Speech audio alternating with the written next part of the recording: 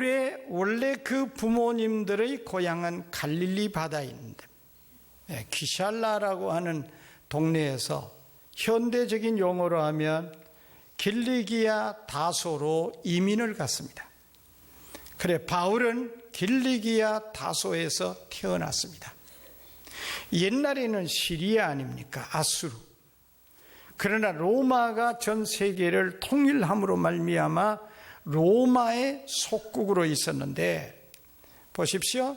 수리아 지역의 수도는 안디옥, 길리기아 주의 수도는 다소, 그리고 이어져 내려갑니다. 거기서 태어났습니다. 그곳은 헬라 철학의 중심지입니다. 전 세계 헬라의 시작은 철학은 알렉산드리아, 이집트, 그리고 이것을 꽃피운 두 지역, 하나는 아테네, 아덴, 그리고 길리기아 다소입니다. 여기서 태어났습니다. 그러나 그 아버지가 헬라적으로 키우지 않고 히브리적으로 키우기 위해서 예루살렘으로 유학을 보냅니다. 얼마 때? 나이 8 혹은 9, 10살 때. 기록이 없어서 모르긴 하지만 그 나이입니다. 왜 그러냐 하면 그 전에 자기의 가정에서 공부하는 율법 공부를 가르쳐 포도원 학교라고 말합니다. 이건 6살부터 8살까지 가르치는 겁니다. 유대 나라 나이로 그렇습니다. 그리고 난 다음에 8, 10살쯤 돼서 예루살렘에 학교를 보냅니다. 그 누나가 일찍이 결혼을 해서 거기 살았기 때문에 갈 수가 있었다. 그렇게도 봅니다. 아무튼 예루살렘에 가서 공부를 합니다. 그 공부를 가르쳐서 미시나 학교, 다시 말하면 유대 전승 교육을 하는 2, 3년 동안 합니다.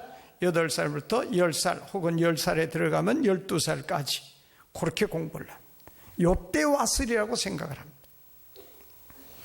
그 미시나 학교가 끝나면 계명의 아들이라 그래서 철저하게 율법을 소위 회당학교 등등해서 따라외이는 율법 학교입니다.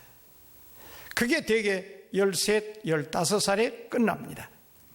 끝나면 거기서 특출한 학생들만 뽑아가지고 랍비 학교라 그래서 랍비 학교에 들어갑니다. 바울은 그 랍비 학교에 들어갔습니다. 그 당시에 히브리적인 백그라운드 속에서 가장 유명했던 율법학자가 둘인데 하나는 샴마이고 다른 하나는 가말리엘. 가말리엘은 조금 리버럴한 그런 학교입니다.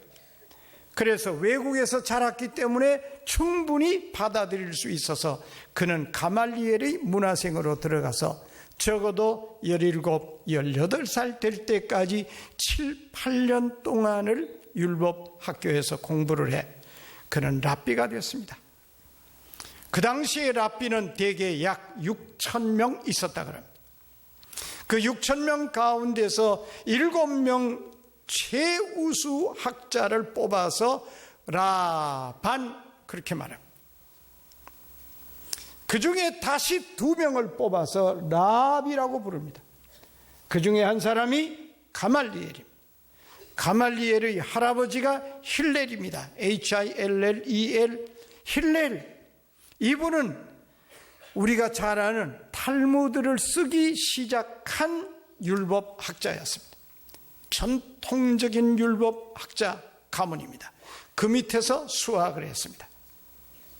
누구도 바울을 추종할 수 없을 만큼 위대한 율법학자입니다. 근데 나중에 자기 고향으로 돌아가서 이거 가지고는 세계 선교가 안 될 것 같으니까 히브리적인 것만 안 되니 헬라적인 것을 공부를 해야 된다. 그래서 공부한 것이 헬라 철학, 더 정확하게 말하면 스토아 철학입니다. 소크라테스 그리고 그 뒤를 이어오는 수많은 사람들이 다 헬라의 스토아 철학자. 거기서 공부를 해서 그는 유명한 헬라 철학자가 됩니다. 오죽하면 여러분 아덴에 갔을 때 아레오바고 위에 바위 위에 갖다 세웁니다.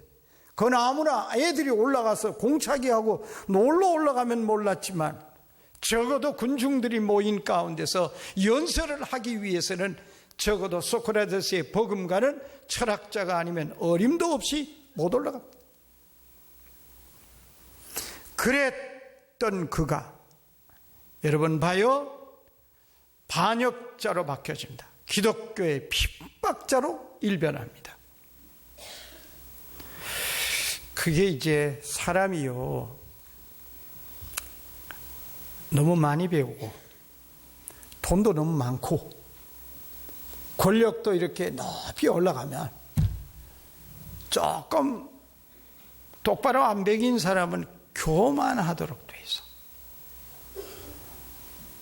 이 양반이 헬라 철학 스토아, 히브리 율법 학자, 그것도 가말리엘의 문화생, 대를 이어갈 겁니다.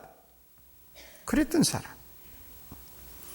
이런 사람의 입장에서 예수 그리스도를 바라보는 예수는 나사렛 동네 사람이야.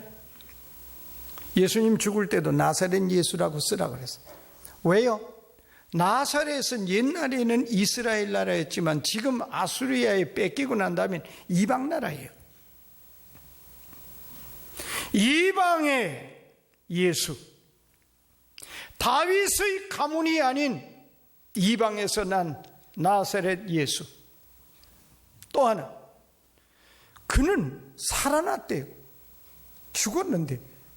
신명기 21장에 보면 나무에 달아 죽인 자는 저주를 받은 자라고 기록을 해놓았어. 그리고 십자가에 죽었어. 저주를 받아서 죽었다. 하나님의 아들이라고 망령되 일컬어 죽임을 당했다고. 그런데 제자들이 3일 만에 살아났대. 말이 되는 소리를 해야지. 율법의 철학자로 가능한 이 얘기입니까? 안 되는 얘기.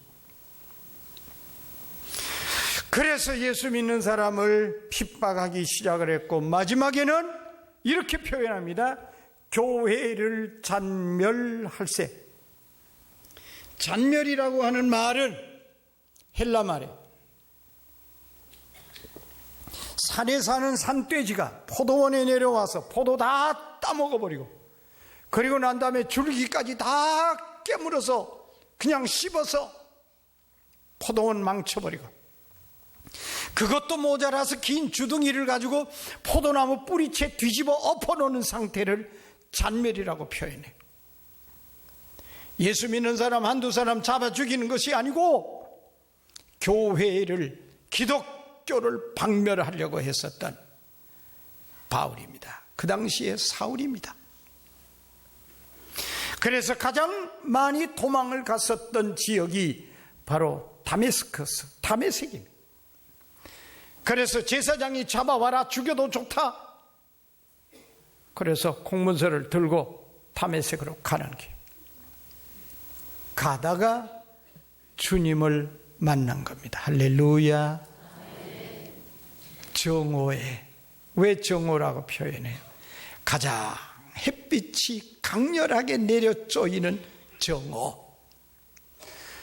그런데 계시적인 나타남이 주님이 보였는데 그 빛보다 더 강하게 비춰온.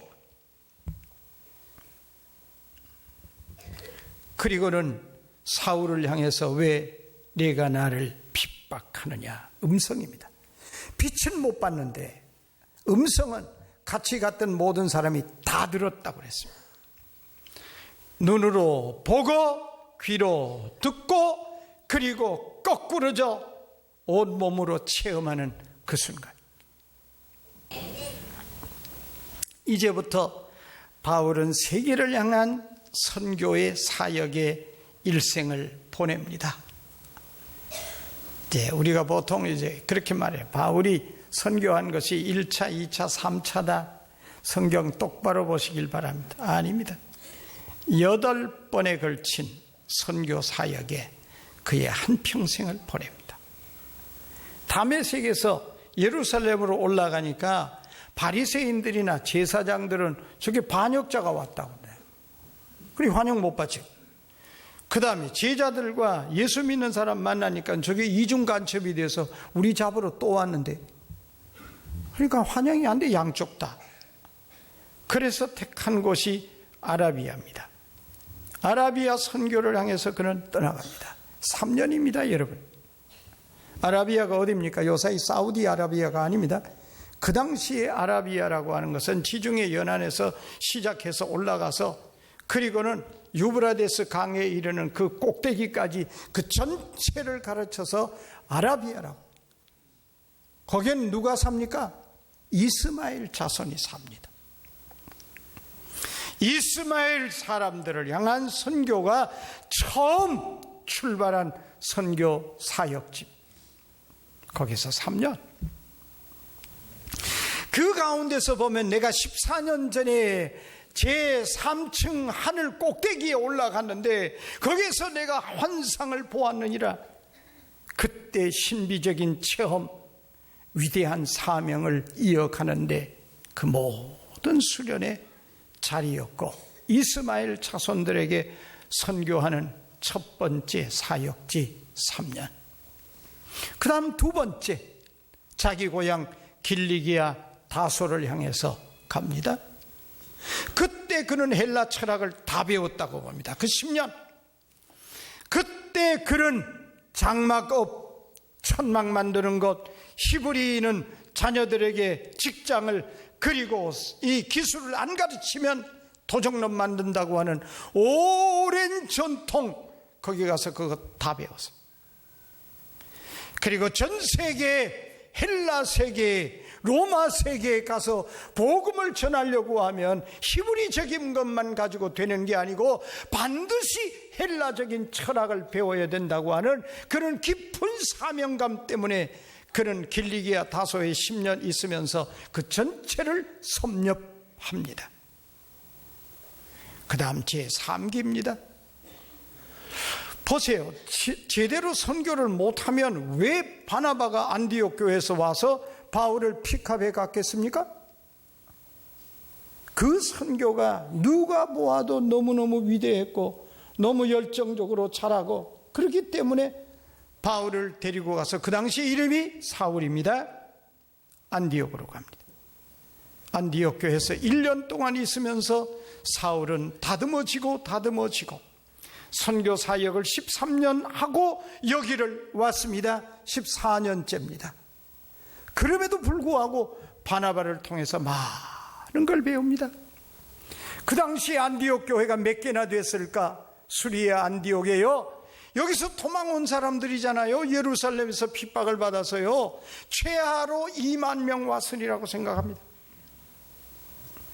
그 당시에 예루살렘에 있었던 그리스도인들을 3만에서 보통 7만으로 바라보면 적어도 절반 이상은 여기 도망 왔습니다.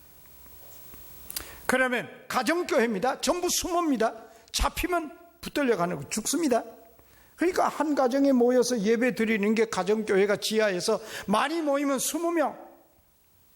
그러면 1,000개 지하교회입니다. 다른 조금 더 40명이 모였다 그러면 500명, 500개 교회. 여기 와서 바나바와 함께 공동 사역을 합니다. 이 지하교회를 다니면서 복음을 전하고 제자들을 가르치고, 그 고난 속에서 그걸 1년간. 이게 세 번째 선교 사역이에요. 네 번째 선교 사역이 안디옥 교회의 파송을 받아서 갔던 지역이 갈라디아입니다. 그 다음 제가 오늘 읽었는 이 말씀은 사도행전 15장은 그 중간에 있던 사파인데 너무 문제가 커졌습니다. 교회가 시끄러워졌습니다. 싸움이 벌어졌습니다. 그게 뭐냐? 이방인들도 할례를 받아야 하고 이방인들도 율법을 지켜야 구원받는다. 바울의 복음은 아니잖아요. 솔라 피데, 오직 믿음으로 구원받는다. 이게 지금까지 선교였는데 율법을 지켜야 된다, 할례를 받아야 된다. 그래서 예루살렘에 총회가 모였는데 이것이 기독교 선교 역사의 제1회 총회입니다. 오늘 그거 읽은 거예요. 그거 잘 수습했어요. 베드로와 그리고 야고보가 들어서, 동생 야고보입니다. 근데 그 말씀 속에 보면요, 15장을 읽어 내려가면 바울은 한마디도 안 해요. 한마디도. 그 누가 제일 많이 떠들었느냐? 서기관들이요, 바리새인이 제일 많이 떠들어서. 솔직하게 말합시다. 바리새인의 대가가 누군데? 바울이잖아. 그 바울을 앉혀놔 놓고는 촉새같이 씹어댔어요. 율법 지켜야 구원받는다고. 한마디쯤은 쏘아붙일 만합니다. 그런데 15장 전편에 바울은 이런 반구도 안 합니다. 야고보와 요한이 그 다 해결합니다. 얼마나 덕스럽게 해결을 했는지 온 교회가 기뻤고, 이방의 모든 교회에 보내는 편지가 오늘 읽은 이 말씀입니다. 여러분, 교회는 평안해야 됩니다. 교회는 말씀에 순종해야 됩니다. 교회는 너무 말을 많이 하면 시끄러워집니다. 말 많이 하지 마소. 우리 집사람이 저보고 하는 이 얘기입니다. 떠나기 전에 꼭 당신 말 많이 하지 말라고. 근데 70이 넘어가면요, 말이 많아져. 저도 그걸 잘 몰라서 70전에는. 내가 장로님한테 자꾸 묻는데 70은 돼가지요? 됐습니까? 말 많이 하지 마소. 이게 사람이라는 게 이상하게 나이 많아지면요, 말을 자꾸 많이 해요. 그래 길어져요. 교회는 말을 많이 하는 곳이 아니고, 따라하세요. 교회는 기도하는 곳이다. 교회는 기도하고 말씀을 받고 나가서 복음을 전하는 곳이지, 이게 덕을 세우는 일입니다. 여러분들 기도 많이 하시기를 바랍니다. 그저 여기 엎드려서 기도로 밤을 새우고 눈물로 지새우는 우리 중앙교회가 될 때 우리 하나님이 기뻐하실 줄로 믿습니다. 바울이 지금 여기 선교를 했어요. 얼마나 핍박을 받았습니까? 루스드라에서는 돌에 맞아 죽었어요. 바울은 그 옛날을 생각했을 겁니다. 스데반 죽일 때 증인이었잖아요. 증인이 뭡니까? 그냥 증인으로 우리 읽으면 안 됩니다. 증거하는 사람은 그런 게 아니에요. 증인이 제일 먼저 때리는 거예요. 돌로 칠 때요. 제일 무거운 거, 내가 들 수 있는 가장 큰 바위 덩어리를 들고 치는 겁니다. 머리가 맞으면 즉사해요. 끝나요. 더 때릴 것 없어요. 이게 증인이에요. 가장 먼저 쳐서 죽이는 거예요. 이게 증인이다. 바울이 스데반 죽일 때 이렇게 쳐서 죽였어요. 그런데 자기가 지금 맞아가지고 죽었다고요. 질질 끌어다가 성 밖에 내치니라. 이때 선교의 역사입니다. 루스드라입니다. 거기서 얻은 것이 위대한 제자, 동역자, 아들과 같은 디모데였습니다. 그 고난 중에서 얻어낸 하나님의 일꾼이었습니다. 우리 그렇게 말하잖아요. 우 디모데 좌 누가, 오른팔 디모데 왼팔 누가다. 그럴 정도로. 그게 네 번째 선교 여정에서 남겨놓은 그의 흔적입니다. 예루살렘 회의가 끝난 다음에 다시 떠납니다. 이것이 동유럽입니다. 마게도니아와 아가야입니다. 마게도니아, 빌립보, 데살로니가, 더베, 그리고 아가야주, 아덴, 마지막 끝자락, 여기서 로마로 건너가는 고린도입니다. 이 사역을 그는 또다시 3년 동안 다 마칩니다. 여러분들 아시죠? 빌립보에 가서 고난당했던 거. 얼마나 맞았느냐? 이건 로마의 형벌입니다. 형리가 몽둥이를 들고 나와가지고 내가 힘이 없어서 못 때리겠다 그럴 때까지 두들겨 패는 게 바로 이 빌립보 감옥에 갇히기 전에 맞았던 매입니다. 그때 그는 고린도 후서 11장에서 그렇게 말합니다. 내가 수없이 매를 맞고, 제가 좀 읽을까요? 11장 23절. 수고를 넘치기도 하고 옥에 갇히기도 하고 매도 수없이 맞고 유대인들에게 40에 하나 감한 매를 5번 태장으로 맞고 돌로 맞고, 그러면서 강의 위험, 강도의 위험, 동족의 위험, 그리고는 자지 못하고 줄이고 목마르고 굶고 춥고 헐벗은 이외의 일은 고사하고 아직도 날마다 내 속에 눌리는 일이 있으니 모든 교회를 위하여 염려하는 것이라. 바울의 고백이었습니다. 고난 속에서 또다시 3년의 세월이 지나갑니다.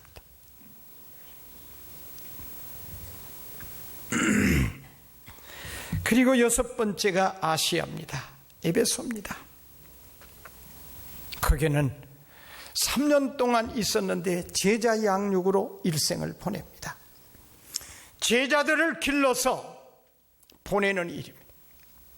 그래서 다른 곳으로 가지 않습니다. 제자만 기릅니다. 그래서 제자들이 나가서 세운 교회들이 계시록에 나오는 7교회를 비롯해서 그 대표적인 교회, 골로새 교회, 히에라볼레 교회, 그것이 다 바울이 복음 전도를 통해서 제자들을 통해서 교회가 세워진 교회. 그리고 7번째 선교 지역이 예루살렘. 우리는 예루살렘에 올라와서 감옥에 2년 동안 갇히고 재판을 받았다 아닙니다. 이거는 다메섹에서 우리 주님이 나타나셔서 분부하셨고 계시해 주셨던 말씀의 성취입니다. 임금들, 높은 사람들, 그리고 이방인에게 네가 사도가 되리라. 보세요. 산헤드린 종교회의의 최고 지도자 산헤드린 회장 앞에서 재판받으면서 전도합니다. 그 다음 왕 앞에 전도합니다. 그 다음 총독, 로마가 보낸 총독 벨릭스 베스도 앞에서 복음을 전합니다. 가이사랴 감옥의 2년은, 예루살렘의 2년은 감옥에 갇힌 것이 아니고 선교였습니다. 그리고 마지막 로마를 향해서 갑니다. 배를 타고 가다가 광풍을 만나 사경을 헤매이다가 로마에 당도해서 개인 집이기는 했지만 2년 동안 선교합니다. 먼저는 유대인, 다음은 로마 사람. 2년 있었다고 봅니다. 그 이후로는 우리가 잘 모릅니다.